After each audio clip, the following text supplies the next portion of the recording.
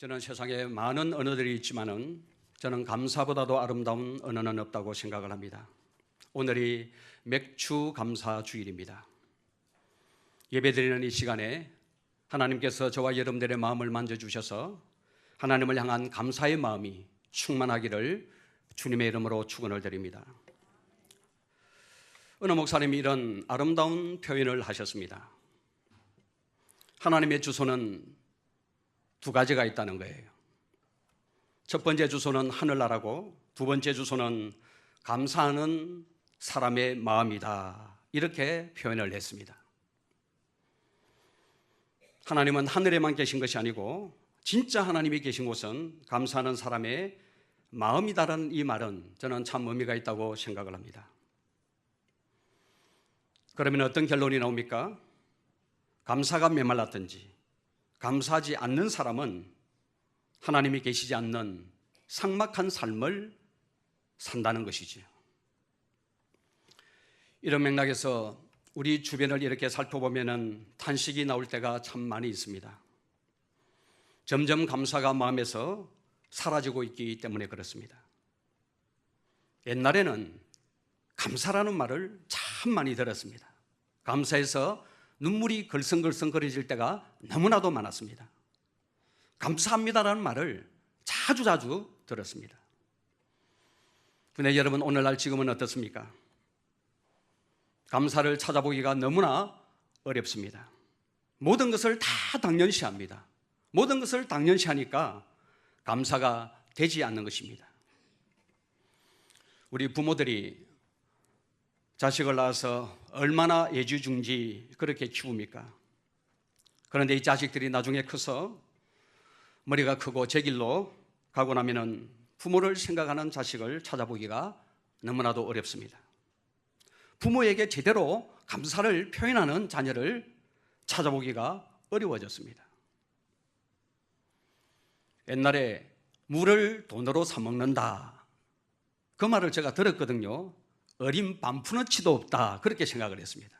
그런데 지금은 어떻습니까? 물을 돈으로 사 먹고 있습니다. 자녀가 부모를 배신한다, 있을 수가 없는 일입니다. 그런데 오늘 어떻습니까? 감사하지 않는 것은 물론이거니와 자녀가 부모의 은혜를 모르고 부모를 버리는 경우를 우리는 오늘날 보고 있는 것입니다. 여러분, 이렇게 삭막한 세상이 될 줄 누가 알았습니까? 그런데 현실로 우리는 경험하고 있는 것입니다. 디모데후서 3장 1절 말씀에 보면 말세가 되면 고통하는 때가 이르게 되는데 이때에 여러 가지 증상이 나타난다고 말씀합니다. 그 중에 하나가 무엇인가 하면 감사가 사라진다는 것입니다. 말세가 되면 고통하는 여러 가지 증상들이 나타나는데 그 중에 대표적인 것이 바로 삶 속에서 감사가 다 사라져 버린다는 것입니다. 감사가 없어지는 삭막한 세상을 살게 된다는 것입니다. 다 내가 잘나서 이렇게 된 걸로 생각을 하지 부모나 스승이나 주변의 사람들이 의 언덕으로 생각하지 않습니다. 더 나아가서는 하나님의 언덕으로 생각하지 않은 마음이 우리의 마음속에 다 죽어버렸습니다. 이게 여러분 말세라는 거예요. 이게 고통하는 때라는 것입니다. 저는 이런 현실을 바라보면서 오늘 이 본문의 말씀을 선택을 하고 오늘 이 추수감사절을 맞이해서 맥주감사주의를 맞이해서 어떻게 하면은 감사를 회복할 수 있을까라는 것을 생각을 하며 감사할 수 있는 비결을 본문의 말씀을 통해서 여러분들과 함께 오늘 나누어 보고자 하는 것입니다. 오늘 이 본문의 말씀은 우리가 너무나도 잘 알고 있는 본문입니다. 오늘 이 본문의 말씀을 제가 강해 설교로 쭉 해나가고 있지 않기 때문에 이 본문의 말씀, 읽은 이 말씀을 이해하기 위해서는 하박국 전체의 메시지가 무엇인지를 먼저 이해할 필요가 있고 배경을 먼저 알 필요가 있습니다. 그래서 잠깐 여러분들에게 이 배경을 말씀을 드리고자 합니다. 하박국은 여러분 선지자입니다. 이 하박국이 유다 나라의 선지자로 활동할 이 시대는 차마 눈을 뜨고 볼 수 없을 정도로 영적으로나 도덕적으로 타락한 그런 시대였습니다.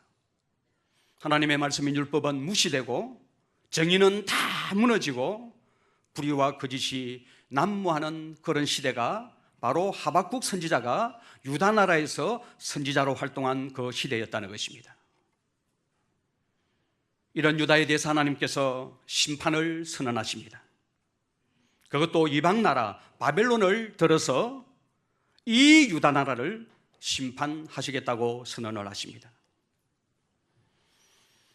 이 선언의 말씀을 하박국이 들었을 때 얼마나 당황했겠습니까? 이 심판이 도저히 납득이 되지 않는 거예요. 유다가 잘못한 것은 충분히 알고 있지만은 어떻게 유다보다도 훨씬 더 불의한 바벨론을 들어서 유다를 심판할 수가 있느냐 하는 것입니다. 이게 여러분 하박국 선지자의 의문이었습니다. 그래서 이런 의문을 가지고 하나님께 나아가서 질문하지요.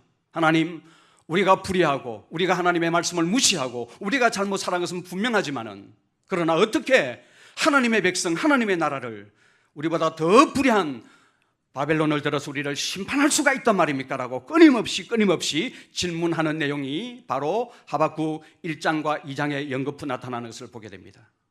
하나님께서 이 질문을 들으시고 답변을 해 주시는 내용이 오늘 이 하박국서 전체의 내용이라고 보시면 되는 것입니다.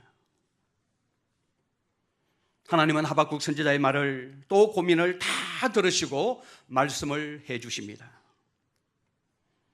말씀해 주시는 핵심적인 내용이 무엇입니까? 말씀을 떠난 유다를 바벨론을 통해서 심판을 하겠지만은 너가 정말로 궁금해하는 것, 왜 더 불의한 저 바벨론을 들어서 하나님 심판하십니까? 라는 이 질문에 대해서는 바벨론도 앞으로도 심판할 것이다, 그렇게 말씀을 하시면서 나중에 하나님의 백성, 하나님의 나라인 이 유다는 해방될 것이다, 그렇게 말씀을 해 주시는 것을 보게 되는 것입니다. 사랑하는 성도 여러분, 저와 여러분들에게 하나님의 말씀이 주어졌을 때 그 말씀을 받는 성도는 어떻게 반응을 해야 됩니까? 우리는 하나님의 약속의 말씀을 받기만 하면 되는 것이 아니라 믿음으로 반응을 해야 되는 것입니다. 말씀이 이루어질 때까지 믿음으로 반응하는 것이 말씀을 받는 성도의 바른 태도라는 것입니다. 우리가 약속의 말씀을 받으면 그 약속의 말씀이 이루어질 때까지 개입이 있겠지요. 그 개입은 믿음의 반응을 필요하는 시간들이라는 것을 우리는 잊지 말아야 되는 것입니다. 하나님께서 우리에게 말씀해 주시고 하나님 입에서 그 약속의 말씀이 떨어지면은 그 약속의 말씀을 이루어질 때까지 딱 붙들고 믿음으로 반응해야 하나님의 말씀을 듣는 사람의 바른 태도라는 것입니다. 오늘 이 하박국 선지자는 하나님이 주시는 말씀을 받은 후에 현실 속에서 어떻게 믿음으로 반응하는지를 잘 보여줌으로써 오늘 하박국서 전체가 3장으로 구성되어 있는데 이 마지막을 그렇게 마무리를 하고 있는 것입니다. 먼저 우리가 주목해서 보아야 될 것은 선지자가 하나님의 말씀을 들었을 때 반응이 어떠했느냐 하는 것입니다. 오늘 여러분 16절 말씀을 보십시오. 16절 말씀은 이렇게 기록합니다. 내가 들었으므로 무엇을 듣습니까? 하나님의 약속의 말씀을 들은 것이죠. 반응이 나타납니다. 내 창자가 흔들렸고 그 목소리로 말미암아 내 입술이 떨렸도다. 우리를 치러 올라오는 환난 날을 내가 기다림으로 쓰기는 것이 내 뼈에 들어왔으며 내 몸은 내 처소에서 떨리는도다. 여러분, 약속의 말씀을 들었을 때 선지자의 반응이 무엇입니까? 큰 두려움과 공포라고 이 한 절의 말씀을 통해서 우리에게 말씀하고 있습니다. 선지자가 하나님의 심판과 징계의 말씀을 들었을 때 그에게 큰 두려움과 공포가 밀려왔습니다. 어느 정도라고 말하고 있습니까? 창자라는 말이 나오는데 이 창자는 깊은 내면으로 번역될 수 있는 말입니다. 그러니까 여러분, 창자가 흔들렸다는 것은 사람의 깊은 이 내면을 흔드는 두려움과 떨림이 있었다는 말인 것입니다. 그리고 입술이 떨렸다는 말은 사람이 너무 놀라면 입술이 다 떨리게 되지요. 그리고 말이 나오지 않습니다. 그 내면 깊숙한 곳에서부터 느끼는 그 공포가 입술에 그대로 영향을 미치면서 입술이 팍 떨리고 도저히 말을 할 수 없는 공포와 두려움이 그 선지자의 마음에 엄습했다는 것을 오늘 이 16절 말씀을 통해서 표현을 하고 있는 것입니다. 환난 날을 기다립니다. 환난 날을 기다리는데 여러분 어떻습니까? 썩이는 것이 뼈에 들어왔다고 고백하고 있습니다. 썩이는 것이 뼈가 지금 썩고 있습니다. 뼈가 썩는 것처럼 고통과 통증이 절절히 선지자에게 느껴지고 있다는 말씀인 것입니다. 극심한 고통이 지금 선지자를 사로잡고 있는 것이죠. 처소에서는 안절부절하지 못하고 온 몸이 부들부들 떨리고 있다고 그는 고백을 하고 있습니다. 사랑하는 성도 여러분, 이렇게 하나님의 심판과 징계에 대한 약속의 말씀을 들었을 때 선지자는 심판의 명백함을 깨닫고 모든 감각기관이 놀람과 두려움과 공포에 사로잡히게 됩니다. 여러분이 16절 한 절 말씀을 통해서 우리가 느끼는 것이 무엇입니까? 인간의 한계와 연약함이 그대로 하나님의 말씀을 들었을 때, 하나님의 심판과 징계의 말씀을 들었을 때 그대로 드러나는 것을 우리는 보고 있는 것이죠. 이런 한계와 연약함에도 불구하고 선지자에게서 볼 수 있는 또 다른 한 반응에 저는 주목을 합니다. 오늘 이 16절 중반절 말씀을 보시면은 우리를 치러 올라오는 환난 날을 어떻게 하고 있다고요? 내가 기다림으로라는 이 말씀에 저는 초점을 맞추어 봅니다. 하나님께서 바벨론을 들어서 유다를 징계하시고 심판하시겠다고 말씀하십니다. 그리고 환난 날이 점점 다가오고 있는 상황입니다. 그런데 선지자가 뭘 하고 있습니까? 안절부절하지 못하는 그런 심령의 고통을 안고 있지만은 그것을 하나님의 뜻이 온전히 삶 속에 이루어지는 것을 보기 위해서 조용히 묵상하면서 기다린다고 말씀하고 있는 것입니다. 얼마나 여러분 귀한 모습인지 저는 모르겠습니다. 비록 말씀을 들었을 때 내면에 깊은 두려움과 공포와 고통이 있지만은 그 말씀이 그대로 삶 속에서 이루어지겠지만은 그 하나님의 말씀이 이루어질 것을 그대로 믿고 징계의 막대기를 순응함으로 기다리는 이 선지자의 모습이 너무나도 아름답고 귀하게 보이더라는 사실입니다. 오늘 우리는 고난이 없고 고통이 없고 심판이 없다 이렇게 말하면 좋아합니다. 성도들은 이런 메시지를 다 원합니다. 설교하는 목사들도 듣기 좋아하는 말만 전하고 싶은 유혹을 받을 때가 많이 있습니다. 왜 그렇습니까? 여러분, 그래야만이 교인들이 좋아하고 그래야만이 많은 교인들이 모이기 때문에 그렇습니다. 그래서 사람들을 칭찬하고 잘한다 하고 문제없다 하고 평안하다고 하는 부담되지 않는 그런 설교를 듣기를 좋아합니다. 그러나 여러분, 하박국은 징계를 당연시하면서 징계가 임할 날을 기다리고 있는 것입니다. 하나님의 말씀하신 그대로 될 줄 믿기 때문에 환난 날을 믿음으로 기다리고 있는 것이죠. 이 가운데서 여러분, 매 맞는 것을 좋아하는 사람은 아무도 없습니다. 환난 당하는 것을 좋아하는 사람은 아무도 없습니다. 우리가 늘 입버릇처럼 하는 이야기, 요한 3서 2절에 있는 말씀대로 내 영혼이 잘됨 같이 범사가 잘되고 강건하기를 내가 간구하노라, 이런 메시지를 듣기를 원합니다. 그러나 여러분, 선지자는 어떻게 합니까? 하나님의 심판과 징계의 그 말씀을 들었을 때 선지자는 때를 쓰거나 피하지 아니하고 하나님의 징계를 당연시 여기면서 그 주님의 뜻에 그대로 순응하며 인내하는 모습을 보이며 기다리고 있는 것입니다. 선지자는 지금 이런 상황을 이렇게 다시 한번 풀어서 우리에게 보여주고 있습니다. 17절 말씀을 보십시오. 이렇게 기록을 하고 있습니다. 비록 무화과 나무가 무성하지 못하며 포도나무에 열매가 없으며 감람나무에 소출이 없으며 밭에 먹을 것이 없으며 우리의 양이 없으며 외양간에 소가 없을지라도, 여러분, 17절에서 지금 고백하고 있는 이런 상황은 뭘 말하는 것입니까? 지금 조국의 상황이 이렇다는 것입니다. 당시 사회에서 사람의 생존에 필요한 양식 전부가 없어진 것이죠. 필요를 공급하는 통로가 다 끊어져 버렸다는 것입니다. 얻을 수 있는 것이 아무것도 없기 때문에 도처에 슬픔과 고통이 가득하다는 말입니다. 여러분이 17절의 상황을 우리가 유심히 보면은 신명기 28장에 있는 율법을 어겼을 때 받는 저주의 대표적인 모습이라는 것을 알 수가 있습니다. 하나님의 말씀을 어겼을 때 하나님께서 불순종한 이스라엘 백성들에게 저주할 것을 이미 신명기 28장 말씀을 통해서 말씀하셨습니다. 그 저주가 지금 유다 나라에 그대로 임하고 있는 것입니다.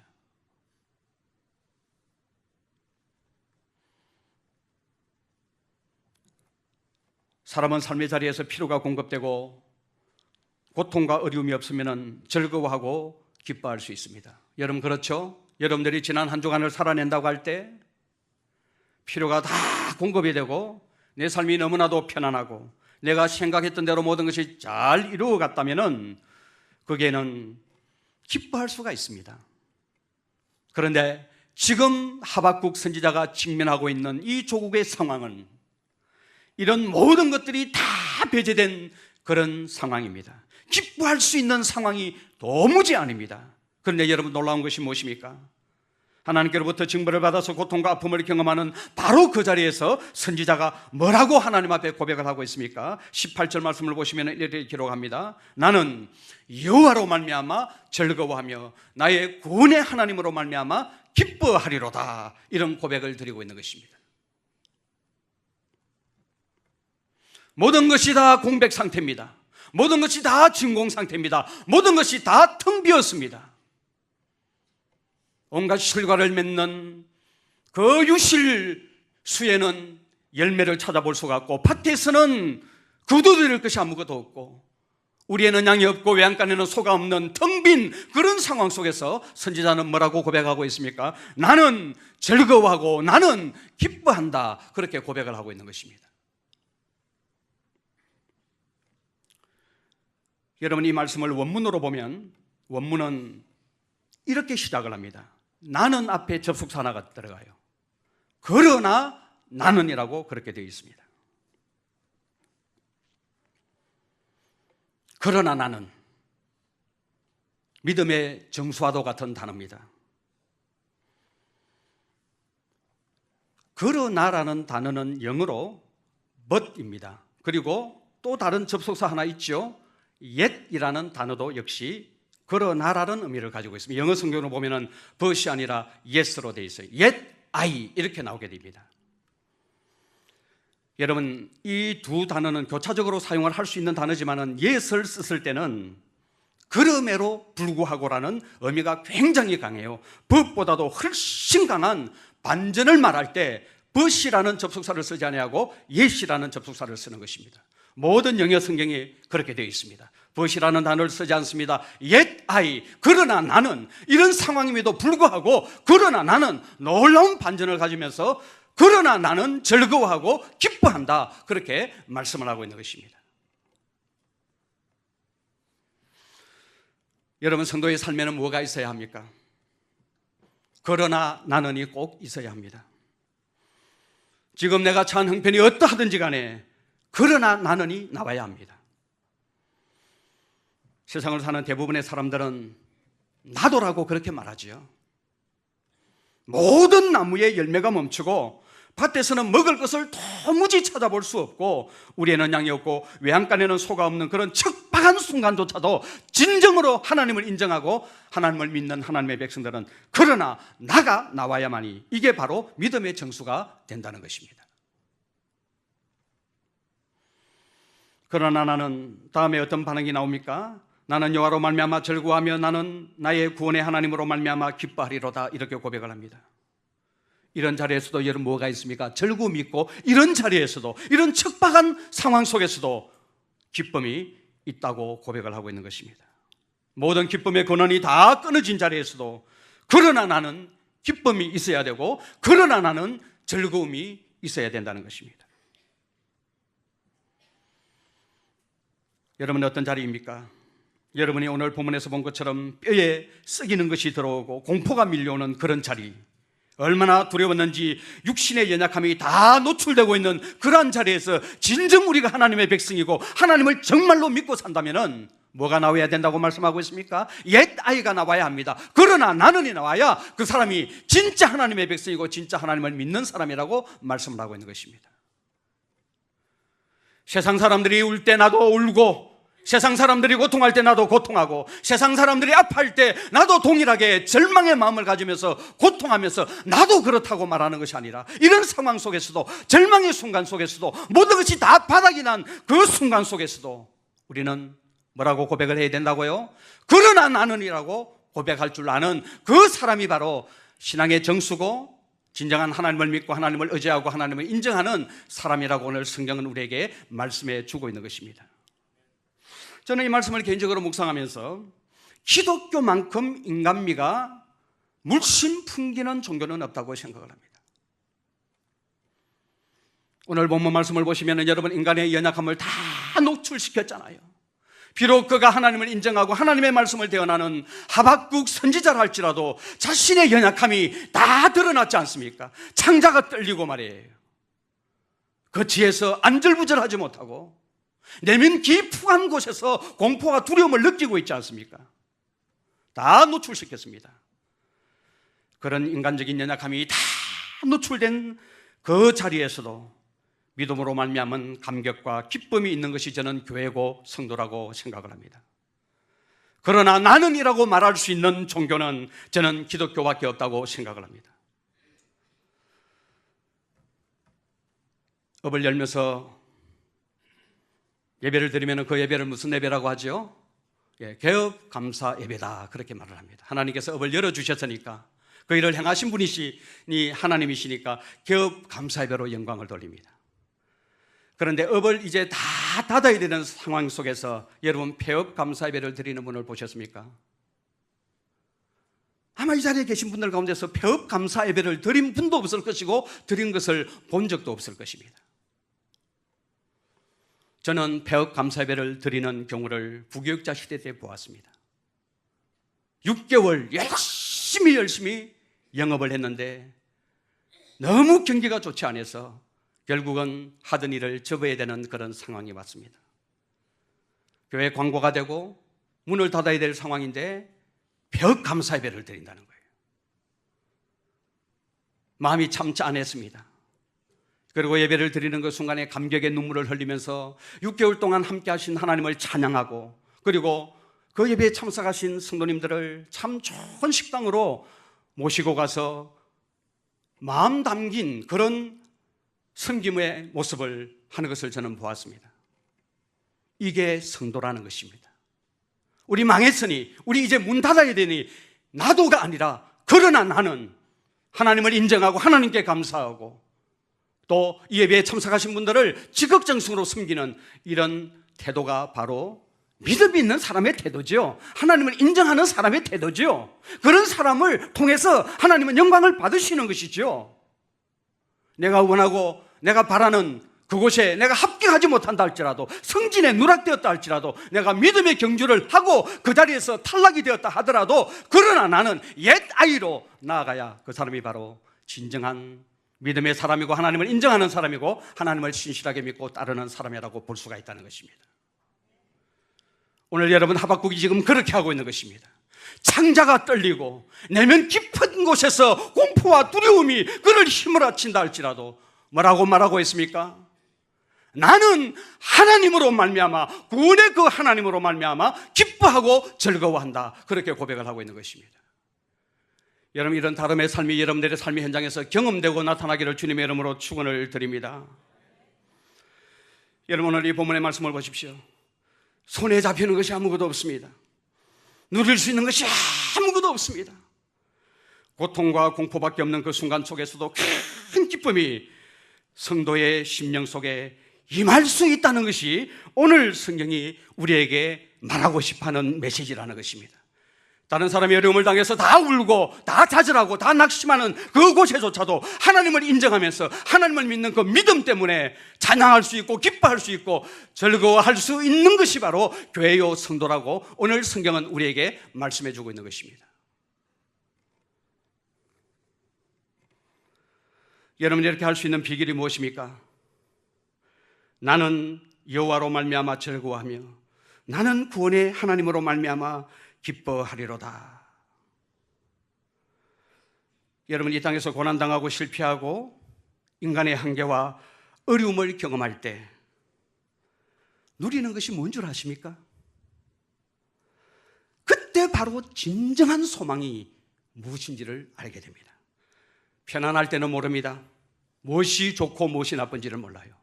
편안할 때는 진짜 소망이 무엇인지를 모릅니다.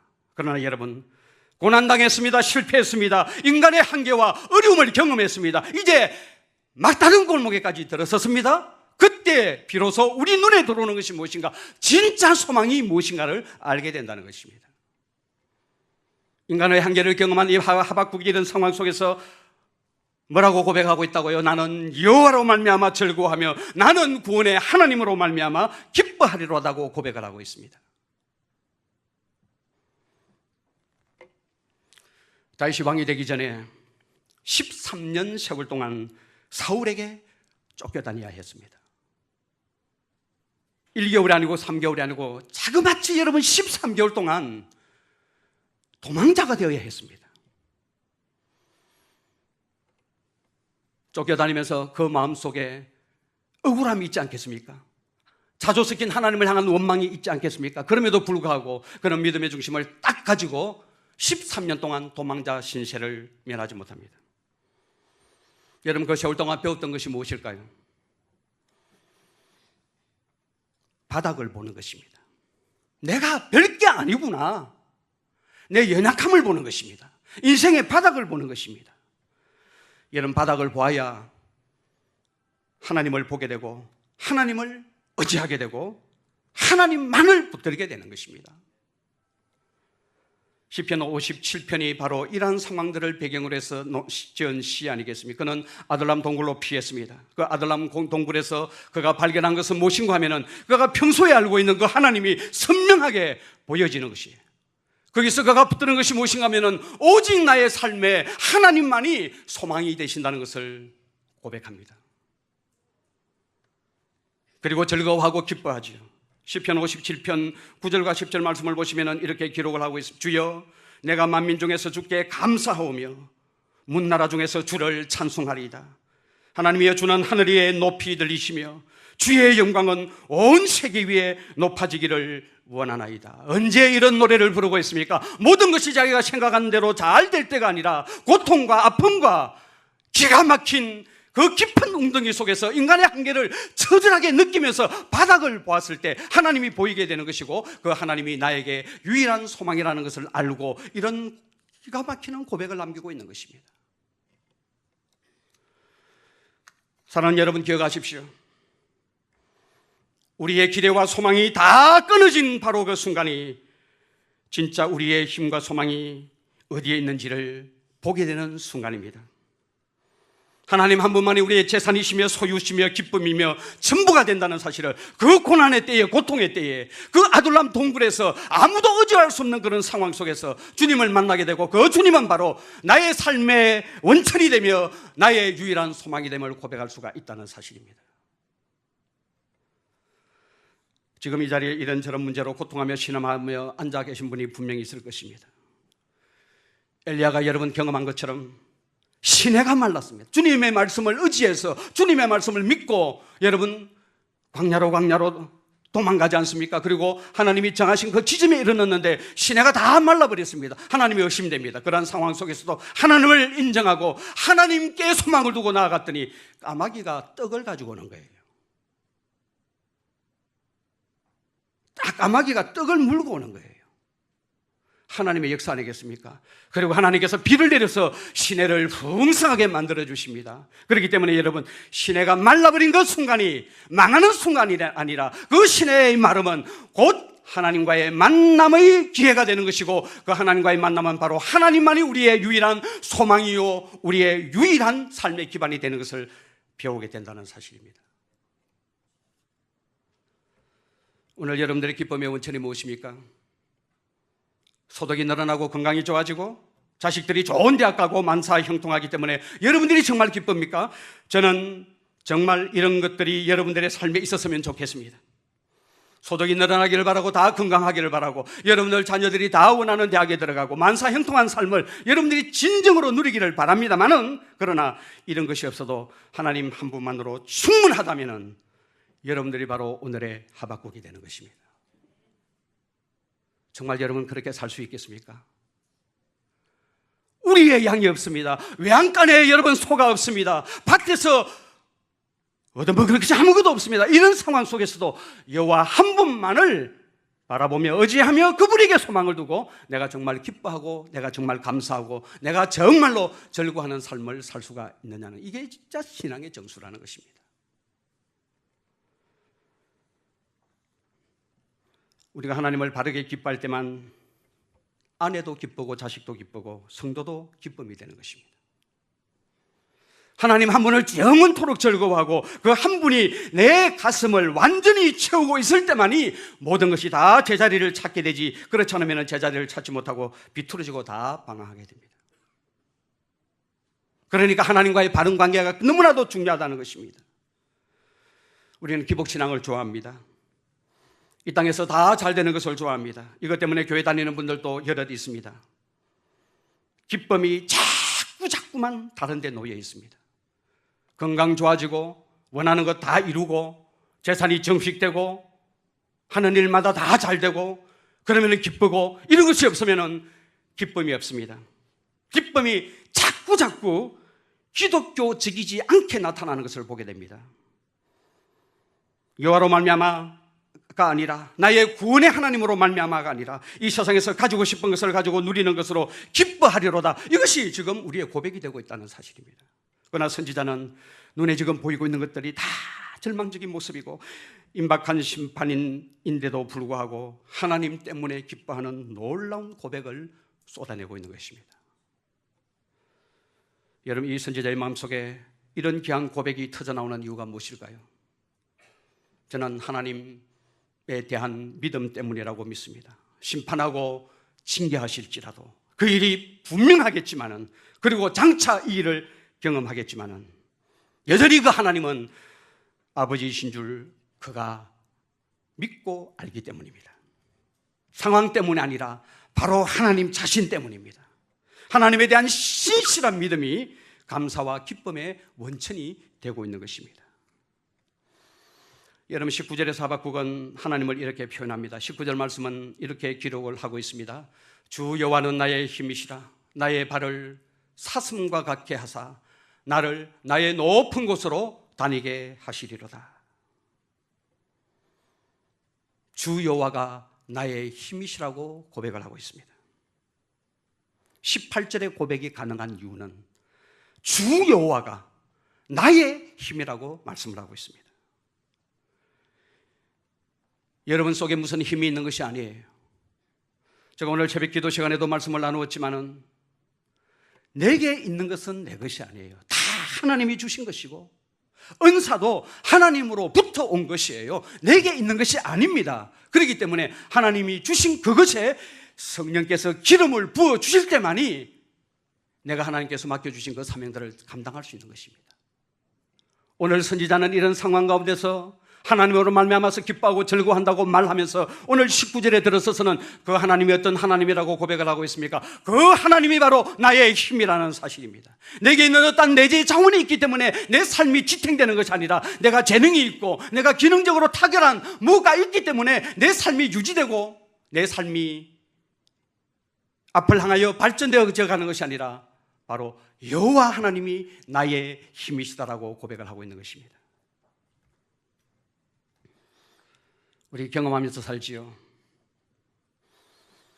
신앙의 연수가 더해지면서 경험하는 것이 바로 이것입니다. 저는 사도 바울의 그 고백이 이해가 되는 것입니다. 나는 무익한 종이라. 아무것도 아니다. 오직 하나님의 은혜로만 된 것이라는 그 고백이 이제는 살갑게 내 마음속에 다가옵니다. 우리는 무익합니다.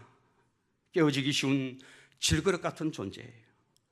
우리는 먼지요 불면 안개처럼 사라지는 인생들입니다. 그런데 오늘 하박국은 뭐라고 고백하고 있습니까? 이런 인생이 오로지 바라보고 의지해야 될 그 하나님은 하나님이 바로 나의 힘이고 힘의 원천이다라고 그렇게 고백을 하고 있는, 그렇기 때문에 부족함이 없는 것이죠.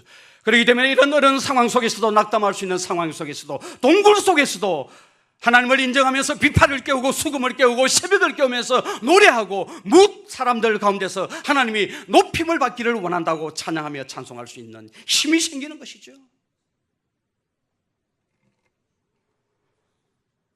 나의 힘이 되시는 하나님이 어떻게 하신다고 말씀하고 있습니까? 오늘 성경 말씀 19절 말씀에 보면 나의 발을 사슴과 같게 한다고 말씀을 하고 있습니다. 이 말을 그대로 직역하면 나의 이 연약한 발을 사슴의 발로 만들어 주신다는 말이에요. 여러분, 동물의 왕국 같은 데 보면 사슴이 암벽을 타고 뛰어가는 거 봅니까? 사자도 호랑이도 치타도 잡지 못합니다. 얼마나 빠른지, 이 암벽을 갖다가 얼마나 잘 타고 다니는지. 그런 발로 환경을 초월할 수 있는, 여건을 조건을 초월할 수 있는 그런 힘을 하나님께서 허락해 주신다는 말씀입니다. 여러분, 지금 우리가 살고 있는 이 시대적인 현실을 바라볼 때 두렵잖아요. 내일이 여러분 걱정되지 않습니까? 그래서 안희수 여사가 이런 노래말을 지었잖아요. 내일이란 난 몰라요. 하루하루 살아요. 이것이 여러분 인생입니다. 내일 내 건강이 과연 어떻게 될 것인지, 내일 내가 과연 승진할 수 있을지 없을지, 내 자녀가 건강한 정신을 가지고 건강한 바디를 가지고 잘 성장할 수 있을지 우리는 아무도 알지 못합니다. 그래서 현실을 바라볼 때는 늘 염려스럽습니다. 늘 걱정스럽습니다. 두렵습니다. 하나님의 심판의 말씀을 듣고 내면 깊숙한 곳에서 두려움과 공포가 드러나요. 밀려와요. 실제로 여러분, 앞으로 이런 일이 유다 나라에 있을 것입니다. 그러나 이런 환경을 뛰어넘을 수 있는 힘을 하나님께서 주셔서 이기게 해 주실 것이다. 이 말씀을 딱 붙드니까요, 뭐 할 수 있습니까? 모든 유실수에 열매가 없어도, 밭에 소출이 없어도, 외양간에 소가 없고 우리의 양이 없어도 나는 여호와로 말미암아 나의 힘이 되신 그 하나님을 내가 알고 믿기에 나의 연약한 발을 강하게 하셔서 사슴과 같은 발을 되게 하셔서 암벽을, 시대적인 환경과 재앙과 이런 여러 가지 어려운 여건을 통과하게 하실 하나님을 바라보면서 그분에게 소망을 두고 내가 즐거워하고 내가 기뻐한다고 그렇게 고백을 하고 있는 것입니다. 여러분, 하나님이 우리의 힘이 되시는 것입니다. 그래서 하나님의 최고의 우리를 향한 관심은 우리가 나의 힘이 되신 하나님을 의지하고 바라보며 붙들고 살기를 바라요. 이것이 하나님께서 여러분들에게 바라시는 것입니다. 어떤 형편, 어떤 환경을 만나든지 간에 범사에 하나님을 인정하고 하나님이 나의 힘이 되시는 줄 알고 그 하나님을 의지하고 바라보면서 그 하나님을 붙들고 살기를 원하는 것이 바로 우리 하나님의 마음입니다. 그래서 하나님께서 다윗을 축복해 주신 것이죠. 시편 23편 말씀해 보시면은 여호와는 나의 목자시니 내게 부족함이 없다고 말하지 않습니까?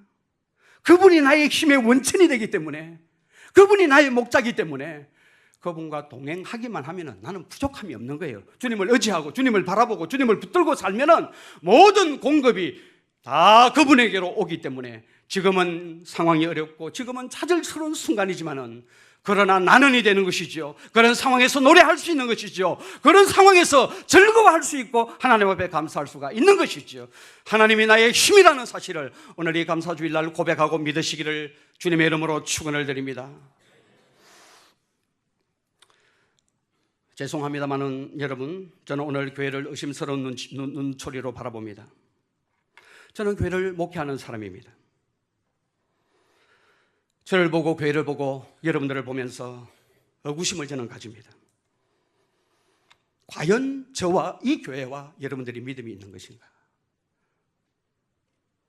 이 땅에서 인정받고 이 땅에서 잘되고 이 땅에서 좋은 것을 찾아다니는 것을 볼 때 그것이 유일하게 인생을 사는 목표와 목적처럼 보여질 때 저는 저와 여러분들은 천국이 없는 것 같아요. 진짜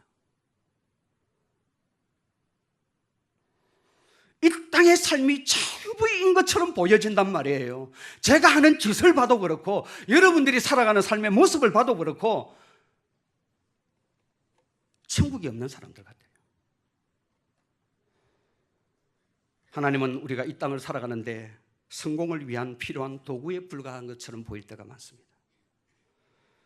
과연 저와 여러분들의 믿음은 어디에 있는 것입니까? 살아도 주를 위해서 살고 죽어도 주를 위해서 산다는 바울의 고백은 이제 우리에게는 종교적인 구호에 불과한 것이 되어져 버렸습니다. 정말 우리의 소망이 주님 한 분에게만 있는 것 맞습니까? 살아도 주를 위해서 살고 죽어도 주를 위해서 사는 것 맞습니까? 오직 나의 소망이 주님 한 분에게만 있다는 것, 여러분 그렇게 살고 있습니까? 주님 한 분으로 정말 충분하십니까? 그렇기 때문에 어떤 상황에 놓이든지 역경이나 순경이나 가리지 않고 믿음으로 살아내면서 그 가운데 기쁨이 있고 정말 여러분 감사가 있습니까?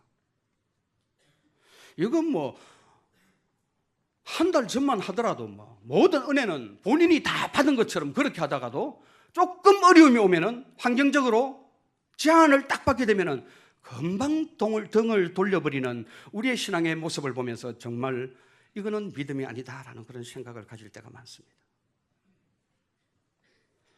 여러분, 교회 때문에 나라가 망하지 나라 때문에 교회 망하는 것 아닙니다.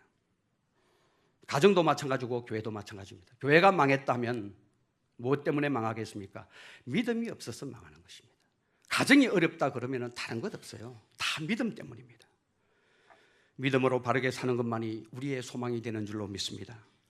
내 생애에 어떤 일이 일어난다 할지라도 하나님이 나의 힘이 되시는 줄 알고 하나님이 나의 공급원이 되시는 줄 알고 모든 인생의 결정이 하나님께로부터 나오는 줄 알고 하나님을 의지하고 하나님 한 분만이면 충분합니다.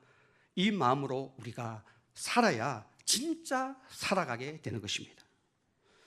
여러분, 하박국은 이 노래를 마무리하면서 성가대의 지휘자를 위하여 지었다고 말하고 있습니다. 19절 후반절 말씀을 보십시오. 이렇게 기록을 하고 있습니다. 이 노래는 지휘하는 사람을 위하여 내 수금에 맞춘 노래니라 것이니라 이렇게 말씀을 하고 있습니다. 여러분, 이것이 무슨 말이겠습니까? 지휘자를 중심으로 해서 모든 성도가 배우고 분리해야 될 보편적인 진리가 바로 하박국이 이런 상황 속에서 고백하고 있는, 신앙 고백하고 있는, 그러나 나는 하나님이 나의 유일한 힘이기 때문에 아무런 상황 가운데서도 기뻐하고 즐거워하고 노래하고 감사한다는 이 신앙 고백이 지휘자의 인도를 따라서 모든 회중이, 모든 성도가 하나님 앞에 신앙 고백해야 될 말씀으로 오늘 이 말씀이 우리에게 주어지고 있다는 사실입니다. 믿음이 아주 좋은 사람만 아니고 오래 믿은 사람의 입술의 고백이 아니고 모든 회중이요 다 지휘자의 지휘를 따라서 불려야 될 신앙 고백이라고 오늘 이 말씀을 마무리하면서 하박국은 지휘자를 위하여 지었다고 고백을 하고 있는 것입니다. 주님이 나의 힘이 되시기 때문에 생업을 위한 모든 공급이 다 끊어진 그 자리에서도 즐거워하고 기뻐하고 감사할 수 있는 사람이 저는 성도인 줄로 믿습니다. 이런 살아있는 신앙 고백이 우리 교회와 여러분들의 삶 가운데서 정말로 울려 퍼지기를 주님의 이름으로 축원을 드립니다. 여러분 생각해 보십시오. 나의 힘이 되신 하나님을 믿으면 즐거워하고 기뻐하고 감사할 수가 있습니다. 그분은 나의 모든 것이 되기 때문에, 그분은 나의 공급원이 되기 때문에, 다윗이 고백한 대로 그분이 나의 목자가 되기 때문에 내게 부족함이 없으니까 우리는 기뻐하고 즐거워하고 감사할 수 있는 사람이 되는 것이죠. 내가 감사할 수 있는 사람이 되어야 되겠다고 결심한다고 해서 감사하는 사람이 되는 것이 아니에요. 하나님을 바르게 알아야 됩니다. 그분이 바로 나를 나다게 하신 분이고, 그분이 나의 힘의 원천이고, 그분이 나의 병을 고쳐주실 분이고, 그분이 나를 회복시켜 주실 분이고, 그분이 나의 모든 공급원이 되어 주실 수 있는 나의 힘이 되기 때문에 그것 여러분들이 믿는다면 우리가 어떤 상황 속에서도 그분으로 말미암아서 하박국이 고백한 대로 내가 기뻐하며 즐거워하리라는 이런 고백을 저는 동일하게 해주실 수 있다고 믿습니다. 오늘도 여러분들의 인생길 가운데 하나님이 저와 여러분들의 힘이 되셔서 우리의 연약한 발을 사슴의 발과 같이 되게 하셔서 가장 높은 곳으로, 지금은 안개에 가려서 흐릿하게 보이는 것처럼 보일지 몰라도 이 하나님을 딱 붙들고 나의 힘이 되신 이 하나님을 의지하고 나아갈 때 여러분들의 약한 발을 사슴의 발과 같이 강하게 하여 주셔서 어떤 환경적인 제한이나 어려움 없이 암벽을 타고 다니는 사슴처럼 여러분들을 힘있게 가장 높은 곳으로, 가장 어려운 곳으로 다니게 해 주실 줄로 믿습니다.